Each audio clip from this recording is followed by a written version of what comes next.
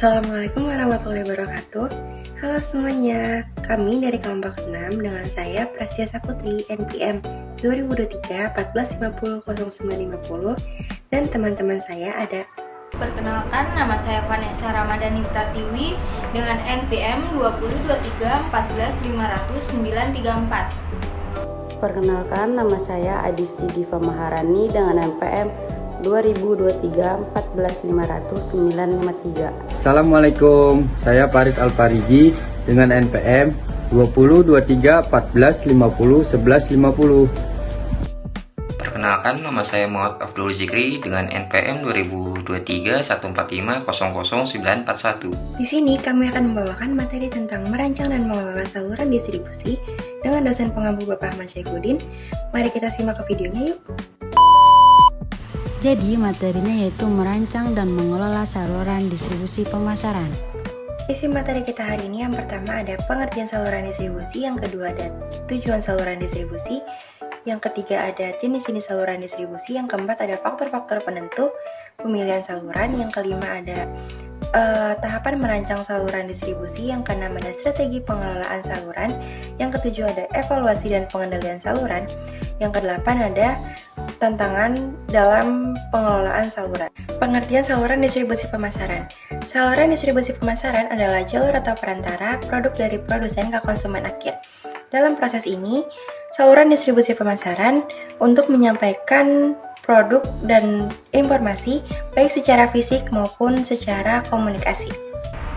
Pada slide ini saya akan menjelaskan tentang apa itu tujuan saluran distribusi. Nah, tujuan utama saluran distribusi yaitu untuk menyalurkan produk dari produsen ke konsumen akhir dengan cara yang efisien, efektif, dan tentunya juga menguntungkan. Secara umum ada dua tujuan utama. Tujuan yang pertama yaitu menjembatani produsen dan konsumen, di mana saluran distribusi membantu menyampaikan produk dari tempat produksi ke tempat konsumsi dengan cara yang mudah dijangkau oleh konsumen. Lalu cara yang kedua yaitu memperluas jangkauan pasar. Melalui saluran distribusi, produk dapat menjangkau wilayah yang lebih luas tanpa harus adanya produsen yang hadir di setiap lokasi. Jadi dengan adanya saluran distribusi, produsen bisa fokus pada produksi. Sementara distribusi diurus oleh perantara yang lebih dekat dengan konsumen. Selanjutnya ada jenis-jenis saluran distribusi pemasaran. Secara langsung, saluran distribusi pemasaran dibedakan berdasarkan jumlah perantara yang digunakannya. Yang pertama yaitu ada saluran langsung atau zero levels, di mana produsen menjual langsung ke konsumen tanpa adanya perantara. Contohnya seperti penjualan online langsung. Lalu yang kedua ada saluran satu tingkat atau one level, di mana produsen menjual ke retailer, lalu retailer menjual ke konsumen. Contohnya seperti toko-toko baju. Lalu yang ketiga ada saluran dua tingkat atau two levels, di mana produsen menjual ke grosir, lalu grosir menjual ke retailer, dan baru retailer ke konsumen. Contohnya pada produk makanan ataupun minuman. Dan yang terakhir yaitu ada saluran tiga tingkat atau three levels, di mana produsen ke grosir, lalu kemudian ke subgrosir, sehabis itu lalu ke retailer, dan baru ke konsumen. Contohnya seperti barang kebutuhan pokok di daerah yang jauh dari pusat distribusi. Oke, slide berikutnya itu ada faktor-faktor yang mempengaruhi pemilihan saluran distribusi pemasaran. Yang pertama itu ada karakteristik produk. Produk mudah rusak, menilai tinggi, berat, atau kompleks itu juga dapat mempengaruhi ke saluran distribusi pemasaran. Yang kedua itu ada karakteristik pasar. Dapat dilihat dari jumlah, lokasi, dan kebiasaan konsumen untuk menentukan panjang dan jenis saluran distribusi yang digunakan. Yang ketiga itu ada karakteristik perusahaan. Bisa dilihat dari kapasitas produksi modal dan pengalaman perusahaan mempengaruhi kemampuan dan menggunakan atau mengelola saluran. Yang keempat itu ada karakteristik perantara. Bisa dilihat dari ketersediaan, kemampuan, dan reputasi produk atau bisa disebut juga dari kayak distributor atau agen. Ikut menentukan pilihan. Dan yang kelima itu ada kondisi lingkungan.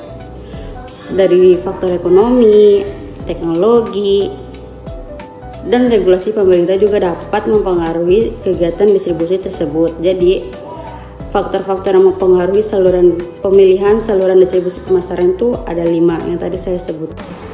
Oke, selanjutnya ada tahapan merancang saluran distribusi pemasaran. Yang pertama ada menganalisis kebutuhan pasar dengan cara memahami konsumen dan cara mereka mengakses produk. Yang kedua menetapkan tujuan saluran distribusi, menentukan target seperti jangkauan pasar luas, pelayanan cepat, dan efisiensi biaya.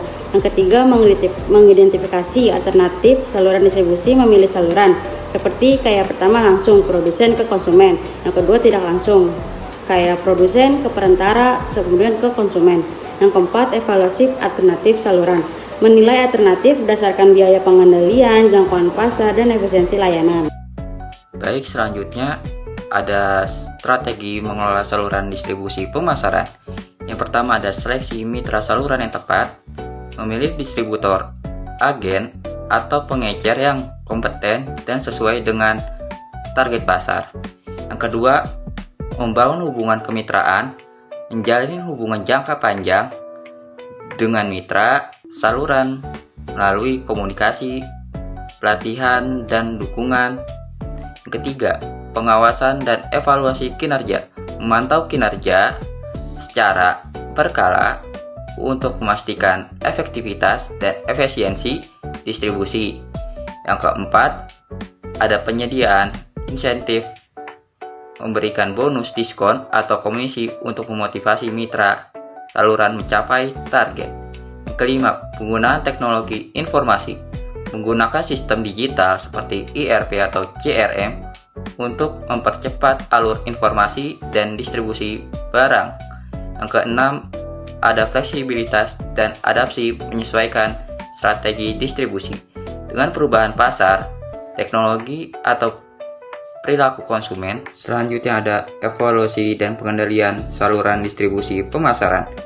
Yang pertama ada penetapan standar kinerja, menentukan indikator keberhasilan seperti volume penjualan, kecepatan distribusi, cakupan wilayah, dan tingkat kepuasan pelanggan. Yang kedua, pemantauan berkala, melakukan monitoring rutin terhadap aktivitas dan hasil kinerja tiap anggota saluran distribusi. Ketiga, analisis kinerja, membandingkan hasil aktual dengan standar yang telah ditetapkan untuk mengidentifikasi kekuatan dan kelemahan. Keempat, tindakan korektif, memberikan pelatihan, insentif, atau bahkan menggantikan mitra saluran yang tidak memenuhi target. Yang kelima, ada umpan balik dan komunikasi, menyediakan saluran komunikasi terbuka agar mitra dapat menyampaikan kendala dan masukan secara langsung. Tantangan dalam mengelola saluran distribusi pemasaran. Yang pertama, konflik antar saluran. Persaingan antar distributor atau antara saluran tradisional dan digital dapat menimbulkan konflik. Yang kedua, kurangnya kendali langsung. Perusahaan sering tidak memiliki kendali penuh atas aktivitas mitra distribusi. Yang ketiga, karakteristik perusahaan, kapasitas produksi, modal, dan pengalaman perusahaan mempengaruhi kemampuan memilih dan mengelola saluran. Dan yang keempat, karakteristik perantara, ketersediaan, kemampuan, dan reputasi perantara atau distributor, agen ikut menentukan pilihan. Dan yang kelima, kondisi lingkungan, faktor ekonomi, teknologi, dan regulasi pemerintah juga dapat mempengaruhi keputusan distribusi.